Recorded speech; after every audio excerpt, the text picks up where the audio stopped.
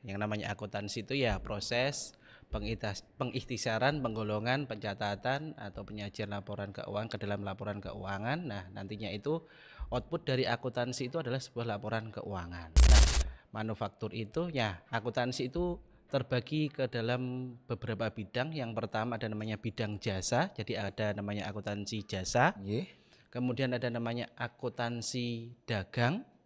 Yang ketiga ada namanya akuntansi manufaktur. Manufaktur itu kita beli bahan baku atau bahan mentah, kemudian kita olah menjadi barang setengah jadi atau yang namanya working process. Kemudian yang terakhir ada namanya barang jadi. Kalau tidak di manage, tidak diatur, nanti ada namanya kebocoran biaya. Terkadang biasanya seperti itu. Nah, yang namanya akuntansi jasa itu ya apa yang menjadi keahlian kita, keterampilan kita yang kita jual. Berarti kan kita udah matok harga untuk konsumen nih Pak. Iya. Nah itu apakah kita harus punya biaya cadangan juga dalam akuntansi tersebut? Butuh nggak Pak untuk biaya cadangan?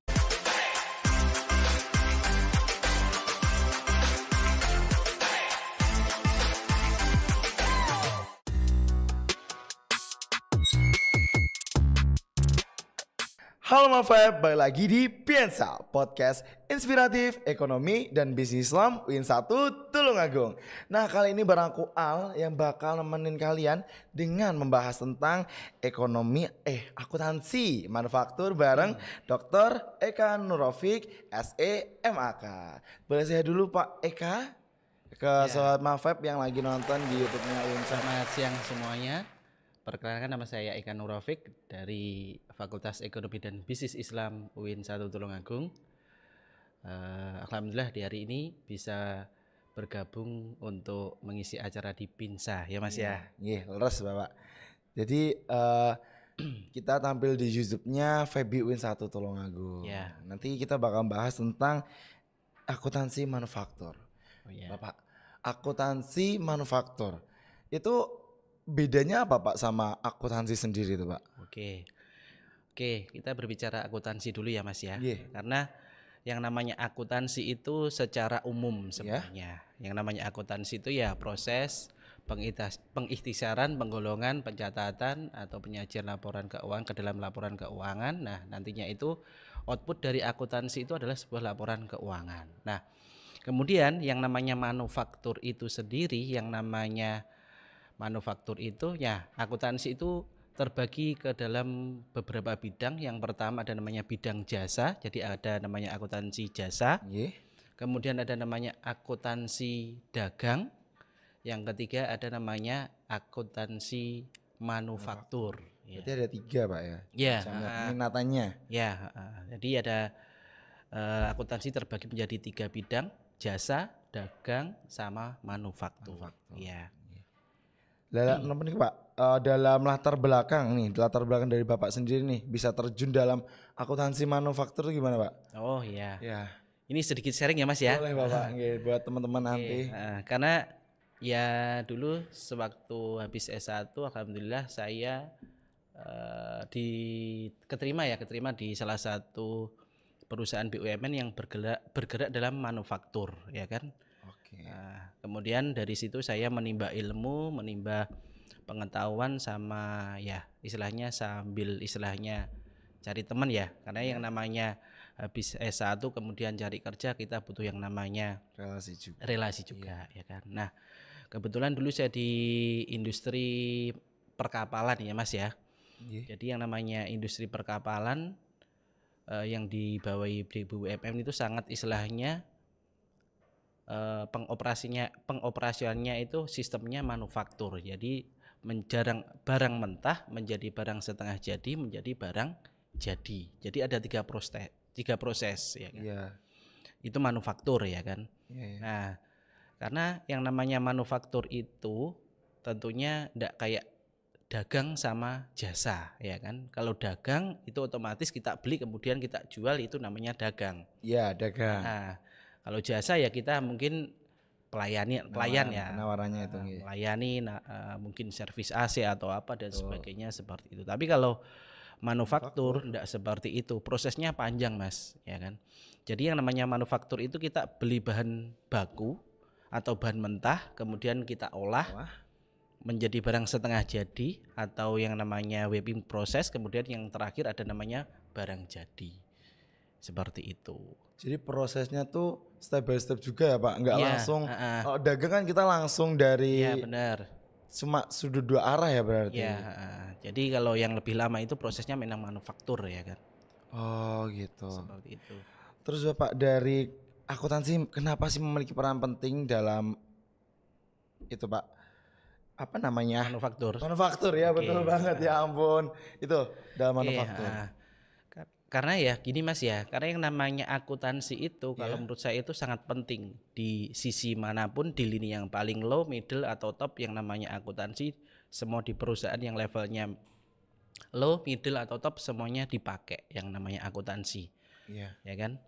Yang namanya akuntansi ya proses pencatatan, pengisiran. Nah, itu tadi bukti, intinya bukti penggolongan ke dalam laporan keuangan. Jadi outputnya nanti semuanya ke laporan keuangan. Nah, kemudian kenapa akuntansi manufaktur ini penting dalam suatu perusahaan ya seperti itu ya, Iya, manufaktur. betul. Tentunya di sini yang namanya manufaktur itu yang namanya proses. Jadi manufaktur itu akuntansi manufaktur itu tentunya ada yang namanya produk. Ada namanya produk, kemudian ada namanya meminimalisir yang namanya biaya. Benar Pak. Meminimalisir biaya. Ya, intinya bukan meminimalisir ya, istilahnya mengatur lah. Oh, Mengatur iya. manajemen yang namanya biaya. Karena yang namanya manufaktur itu prosesnya lama, Mas. Ya kan? Prosesnya panjang. Kalau tidak di manage, tidak diatur, nanti ada namanya kebocoran biaya, terkadang biasanya seperti itu, ya kan. Nah, kemudian yang namanya manufaktur di sini ini sangat peran pentingnya ya harus kita bawahi yaitu yang namanya biaya, ya kan. Karena yang namanya manufaktur kita tentunya ada namanya efisiensi. Iya, betul. Nah, efisiensi. Nah, kemudian kalau dalam manufaktur di perusahaan itu ada 3 pondasinya ya Mas ya, ada namanya bahan baku, kemudian ada namanya tenaga kerja langsung, Iya. kemudian ada namanya BOP, biaya overhead pabrik yang biasanya mungkin di dalam manufaktur yang dipakai itu. Ya.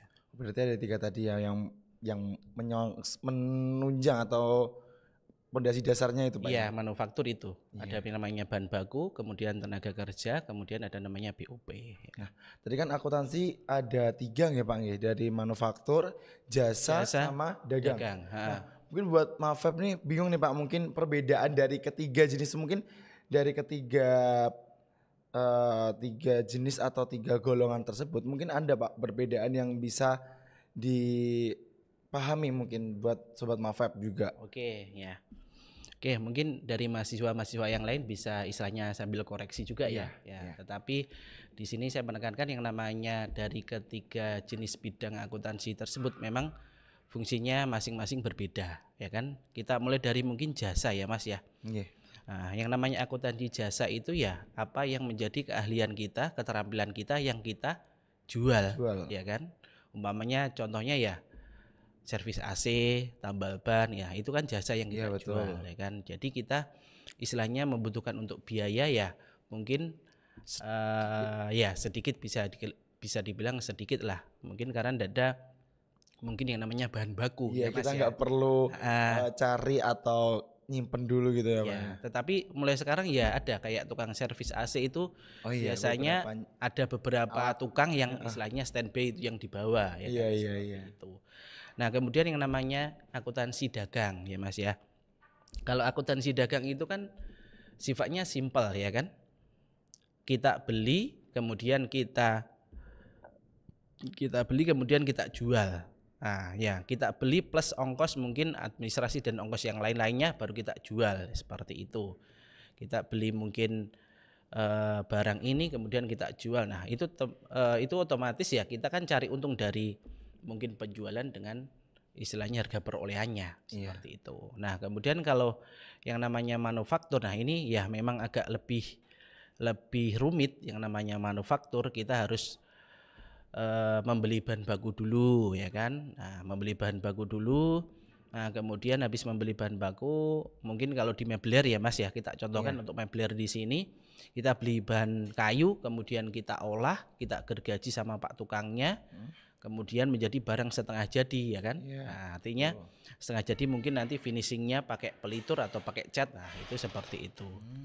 Gitu. Biayanya kan lebih lama. Tapi ada perinciannya juga Iya, ya Pak ada ya. perinciannya. Jadi itu Mas Feb, 3 perbedaan dari akuntansi tersebut.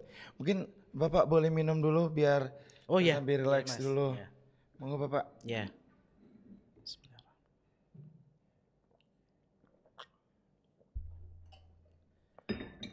Itu tadi aku dengar ada biaya bahan baku, tenaga. Itu gimana Pak tentang elemen utama yang dalam akuntansi manufaktur itu pasti ada itu ya. Itu gimana Pak penjelasannya tuh? Nah, seperti yang kita mungkin Tadi di rumah, serempet ya tadi. ya, contohnya mungkin kayak Mas ya apa?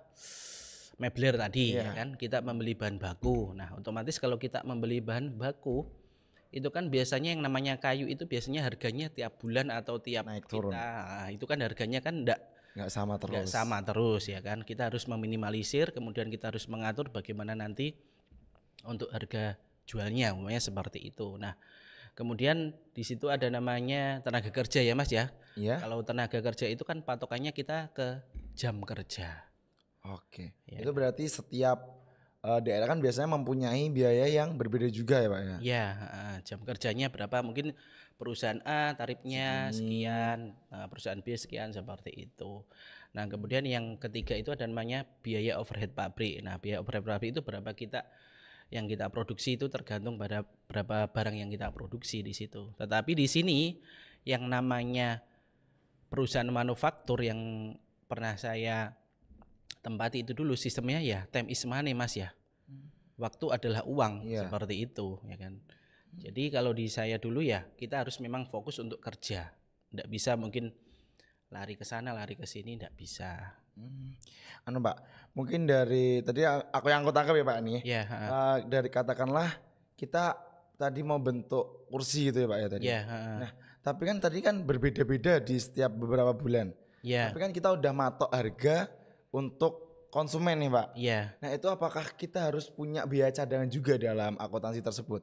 Butuh nggak Pak untuk biaya cadangan? Oke, di manufaktur itu ada namanya job order costing Mas ya. Ya. Job order costing sama satunya apa itu? Biaya pesanan dengan job order costing sama satunya apa itu? Yang istilahnya pesanan atau yang dipakai produksi setiap massal itu ya kan? Langsung gitu Pak. Ya, jadi yang namanya manufaktur itu ada namanya mungkin job order costing yang kita menerima pesanan ya kan. Kemudian ada yang kita produksi massal. Tiap hari. Itu berbedanya di situ. Mungkin kalau pesanan, nah kita kan ya tergantung pada pemesan bagaimana apa itu namanya biayanya, karakteristiknya, modelnya seperti ini, seperti ini, seperti ini. Nah, itu baru muncul yang namanya nanti biaya. Tapi kalau massal kita kan tidak bisa pilih-pilih harus gini-gini, yang penting ya itu harganya. Nah,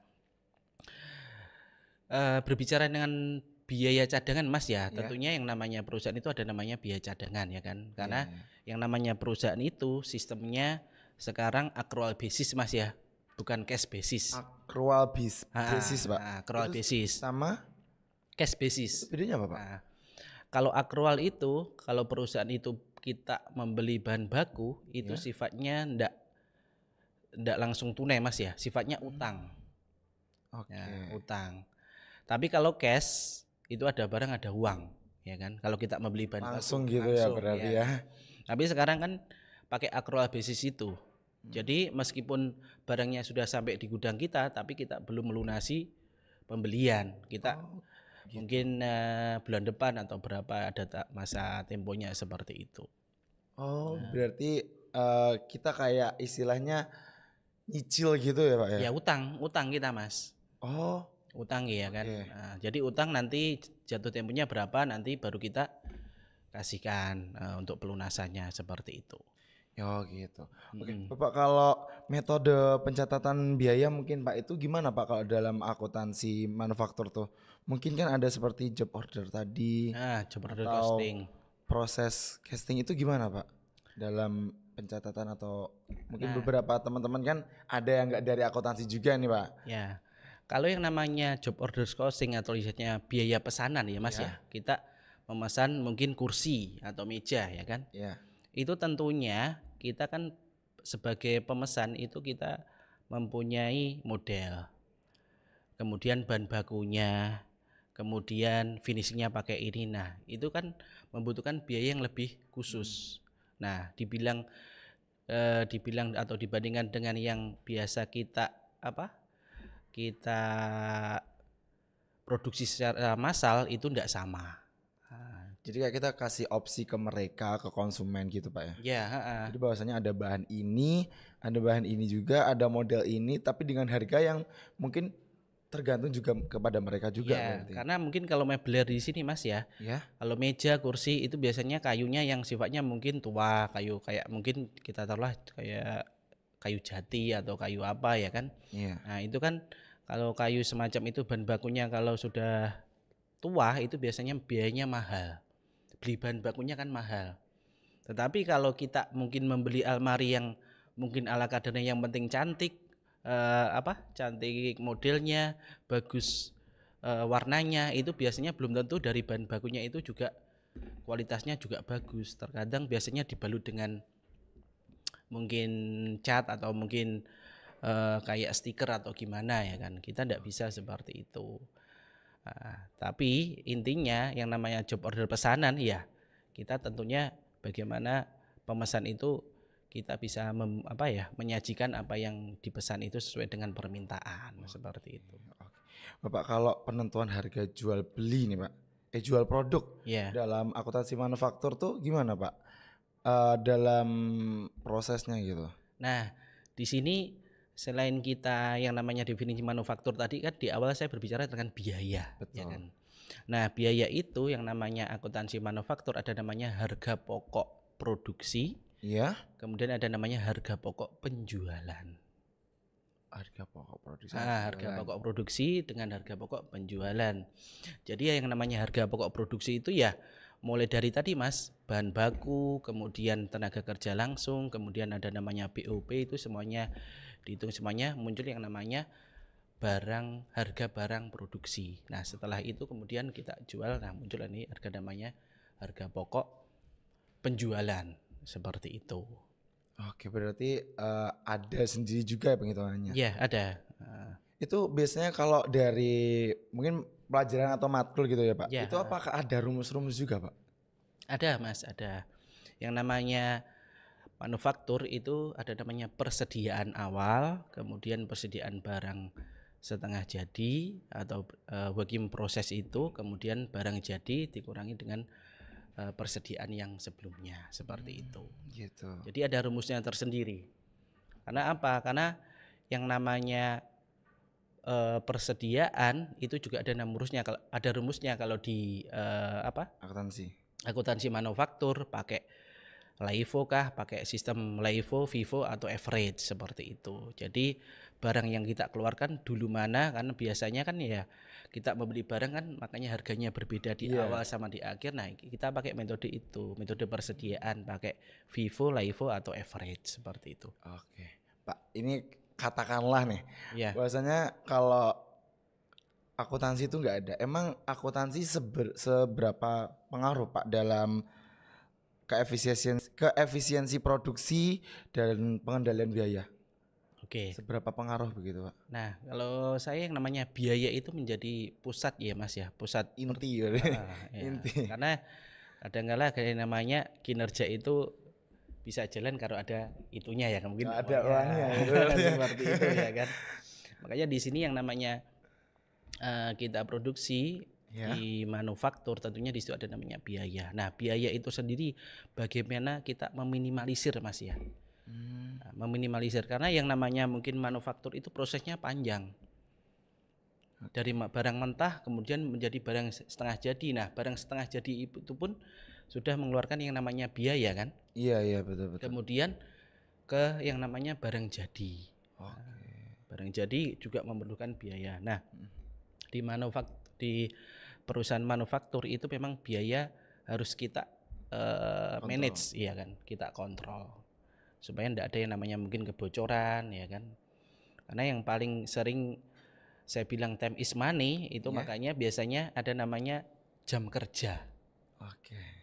Kalau di perusahaan-perusahaan besar itu jam kerja ketika kita keluar itu dipotong gaji kita, Mas. Ada namanya kayak semacam dipotong gaji kita. Karena apa? Kita tidak ada namanya sumbangsi 1 jam, mungkin umpamanya kita keluar 1 jam, di situ tidak ada namanya sumbangsi di kantor. Makanya kita potong. Makanya seperti itu. Makanya yang namanya manufaktur, nah itu yang namanya produk, biaya harus kita tekan di situ. Bagaimana meningkatkan produk dan meminimalkan yang namanya biaya, seperti itu. Bapak, kalau akuntansi kan kita mencatat, ya kan?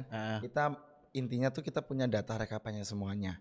Iya. Nah, apakah dari beberapa data terus kita bisa ada kayak ciri-ciri bahwasannya kita kalau nanti jalan ke sini terus itu bisa mengakibatkan rugi. Kalau ke sini bisa untung. Apakah ada kayak gitu, Pak? Oke. Bakal muncul kayak gitu, Pak? Nah, manufaktur itu ya juga salah satunya memanage itu tadi, Mas ya. Ada namanya produk, ada namanya biaya, dan ada namanya decision making, pengambilan keputusan. Oke. Ada namanya pengambilan keputusan. Nah, yang namanya barang kalau kita memang istilahnya harus kita manage, harus kita atur. Nah, supaya apa? Ya, itu tadi kembalinya ke yang namanya accrual basis itu tadi semuanya. Jadi bagaimana yang namanya profit itu bisa meningkat, ya kan? Dengan meminimalisir yang namanya biaya itu tadi. Karena semuanya kan pakai accrual ya, Mas ya. Oh, accrual, Pak. Nah, accrual basis ya kan. Oh, yang tadi. Ya, yang tadi Oke. itu. Jadi mungkin kalau akuntansi manufaktur semuanya enggak mungkin kalau enggak ada namanya accrual, pasti ada namanya accrual. Kalau cash basis kita enggak mampu mungkin untuk membeli bahan baku yang harganya dalam langsung sekejap gitu ya. Seperti itu. Dan profit itu yang ada namanya keputusan, Mas ya. Jadi keputusan kita untuk memproduksi barang tersebut, nah, bagaimana terkait dilihat dari harga pokok produksinya, kemudian harga pokok penjualannya. Seperti jadi itu. ya bisa terdeteksi. Maksudnya kalau kita nanti ngambil yang ini kita bakal untung atau ruginya juga ya, Pak? Iya, karena sudah ada namanya itu tadi produk, biaya, sama mungkin pengambilan keputusan, decision making itu tadi. Oke. Bapak, mungkin buat Mafeb nih yang sekarang lagi beberapa mungkin ada yang minat kan ya dari akuntansi manufaktur, mungkin ada tips atau closing statement nih buat teman-teman Mafeb di yang lagi nonton kita nih, Pak. Nah, kalau saya untuk sahabat Mafeb atau mahasiswa yang lainnya, saya kira yang namanya manufaktur, perusahaan manufaktur itu sangat proses jenjang karirnya ke depan sangat luas, bagus, cerah ya kan. Iya, betul. Nah, kemudian ya kita sebagai mungkin mahasiswa atau ya kita harus mungkin yang pertama ya belajar ya, Mas ya. Iya, betul. Nah, belajar itu. Sama nih, Pak, belajar. Akuntansi itu ya memang dari perkembangan terus menerus yang namanya akuntansi itu ya kita harus tahu standarnya juga, ya kan? Standar akuntansi ya kan. Sarannya juga ya. Karena akuntansi itu bukan berdiri sendiri tok, nah itu juga ada namanya standarnya. Oke, betul. Kalau di sini ada namanya IAI ya, Mas ya, ada namanya Ikatan Akuntansi Indonesia, itu yang istilahnya mengatur bagaimana standarnya dan ada istilahnya keprofesiannya, ya kan. Nah, kemudian kalau manufaktur itu saya kira dari tahun ke tahun depannya itu masih cerah ya kan, karena kita ada namanya semuanya kan butuh yang namanya proses ya, Mas ya. Betul. Prosesnya kita harus belajar juga mengetahui standarnya, kemudian ya mengetahui akuntansi itu apa ya kan. Nah, terutama ya itu tadi ya terkait akuntansi harus paham. Nah, dan yang satu lagi kalau yang saya tekankan di sini adalah sebuah kejujuran ya, Mas ya. Oke, kejujuran. Karena orang akuntansi itu yang dicatat cuma buktinya. Kalau tidak ada bukti, apakah kita berani mencatat? Kan seperti itu ya kan. Nah, makanya itu ya kejujuran itu penting kalau saya dimanapun. Nah, jadi mungkin untuk mahasiswa-mahasiswa yang lain yang tergantung kalau minat ke yang akuntansi itu memang sangat luas. Saya kira di semuanya lini yang namanya akuntansi itu tetap kita pakai. Di pemerintah pun juga ada, di swasta pun juga ada, di manapun ada. Tergantung kita mana yang kita pilih, akuntansi jasa, dagang atau manufaktur. Seperti itu, Mas. Jadi itu tadi pesan dari Bapak untuk teman-teman Mafeb, bahwasanya kita harus belajar. Yang pertama kita jujur, bahwasanya kita harus juga tahu bahwasanya peluang kerja di sini juga luas banget ya, Pak ya. Begitu. Tentunya standar-standar juga harus tahu juga Mas ya, standar akuntansinya seperti ini. Jadi kalian nggak bakal gelagapan gitu ya Pak ya bahasanya ya. Seperti itu. Oke, mungkin itu dari aku dan Bapak, kita pamit undur diri. Ubur-ubur ikan lele. Jangan lupa saksiin Piensa di YouTube-nya Febi Win 1 Le. Wassalamualaikum warahmatullahi wabarakatuh.